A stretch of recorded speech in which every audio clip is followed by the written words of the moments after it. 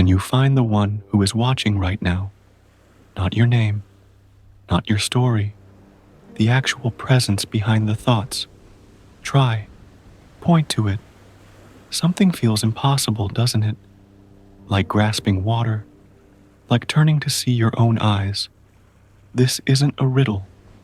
It's the question that ends the search. And by the time we reach the silence at the end, something you've carried your whole life will dissolve. Not through belief, but through recognition.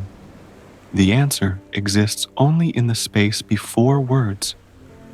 We'll arrive there together. There's a voice inside you that never stops talking. Not the words you speak aloud. The other one, the internal narrator that comments on everything, judges every moment, compares, plans, remembers, wants. It's so constant, so familiar, that you barely notice it anymore. I need to do this. I should have said that. I'm not enough. I want more. This voice feels like you, the core of who you are, the one experiencing your life. But what if it's not? What if this persistent sense of I, this feeling of being a separate someone located inside your head, is just a thought, a habit so deeply ingrained that it feels like truth? And what if recognizing this changes everything? Because beneath the noise of that internal narrator, beneath the endless commentary about who you are and what you need, there's something else, something quiet, something that's been watching the voice this entire time. And that is what you actually are.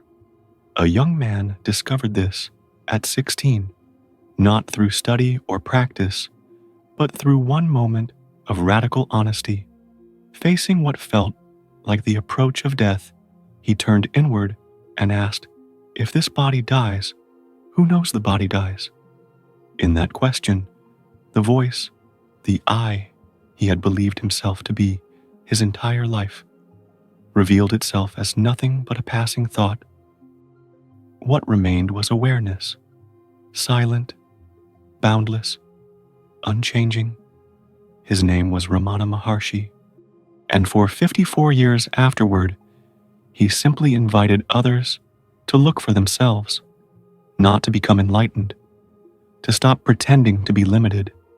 Today, we walk this same path, not to worship Ramana, not to adopt a philosophy, but to engage in the same direct turning inward that reveals the truth of your own nature. So let's look. Right now, there's a feeling of I am here, a sense of being located somewhere inside this body, reading these words, having this experience. Where is it? Bring your attention, not your thoughts, your actual attention, to this feeling. Is it behind your eyes? In your chest? Somewhere in the center of your head? Search honestly. Notice how the I seems to be everywhere and nowhere at once. Intimate, undeniable, yet when you reach for it directly, nothing solid, just space, just aliveness. This isn't failure. This is the door opening. Because what Ramana discovered is that the I thought is like a shadow. Turn toward it, and it has no substance. Try to grasp it, and your hand closes on emptiness.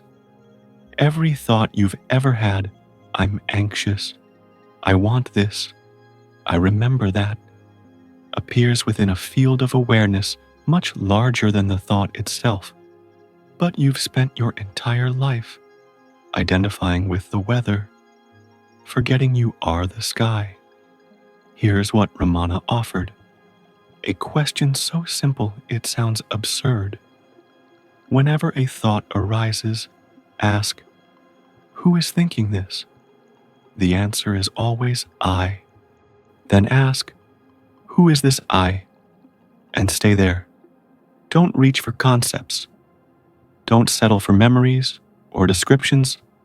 Actually look. Trace the I feeling back to its source, like following a scent upstream, like pulling a thread to see where it leads. Let's try this together. Gently, bring your awareness inward toward the simple sense of I. Don't analyze it. Don't describe it. Just hold it in your attention, the way you might hold a small flame in a dark room. Now ask inwardly, not as a mantra, but as a sincere movement of awareness. Where does this I come from? Let the question sink beneath the surface of thought. Don't chase the responses that immediately arise. It comes from the body. It comes from the brain. Those are thoughts, and thoughts cannot take you to the source. Instead, stay with the feeling of I and allow the question to gently pull your attention backward toward the moment before the I appears. Ask again, what is aware of this I?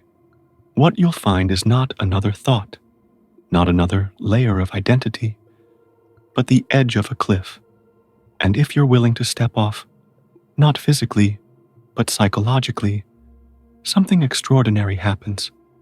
The I thought dissolves, not into darkness, into light, into the recognition that what you are has no edges, no boundaries, no story.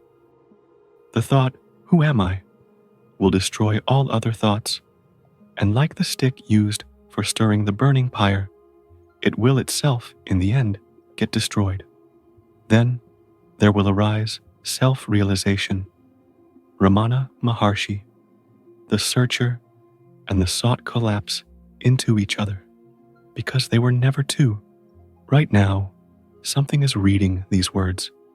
Not your name, not your history, not the accumulated memories you call me. Just this, bare, awake, unnameable. This presence doesn't come and go. Thoughts come and go. Emotions rise and fall. The body ages, changes, will one day cease. But the awareness, witnessing all of it, unchanging, unborn, untouched by any experience. This is what you are. As this recognition deepens, something subtle begins to shift. The sense of being a separate self, trying to manage every moment, starts to loosen. There's less resistance to what arises, less pressure to control the unfolding of events, and a gentler relationship with thought and emotion.